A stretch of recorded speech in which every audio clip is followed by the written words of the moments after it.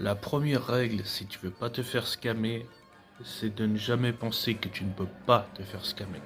Je suis la preuve vivante que même en prenant des précautions, tu peux te faire scammer. Bon, d'accord, j'en prenais bien moins à l'époque que maintenant, mais n'empêche que je me suis quand même fait scammer. Alors pour éviter de tomber dans les pièges, de tomber dans le trap, déjà moi je vous préconise d'utiliser PayPal quand vous faites un paiement. Pourquoi? Parce qu'il est beaucoup plus facile de faire un remboursement, de demander que tu montres toutes les preuves comme quoi tu n'as pas reçu le produit, comme quoi le site est frauduleux. Avec Trupilot, tu peux voir le nombre d'étoiles que le site il a là où tu as commandé. Tu peux rajouter ton commentaire dessus, faire le screenshot avant qu'il soit effacé, parce qu'attention, sur Trupilot, le propriétaire du site peut faire une demande pour faire effacer les mauvaises évaluations.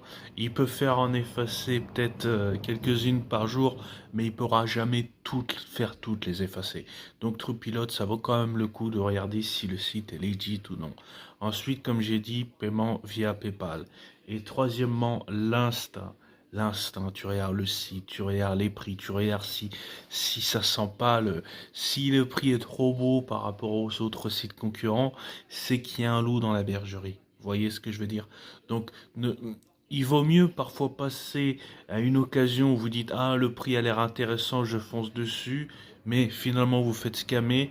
Il vaut mieux rajouter un petit peu plus, mais vous êtes plus serein, vous êtes plus sûr et vous êtes quasiment sûr de ne pas tomber dans un trap, dans un piège. N'oubliez pas, PayPal pour les paiements, c'est très important. Vraiment. Allez, à plus tard, les Québec.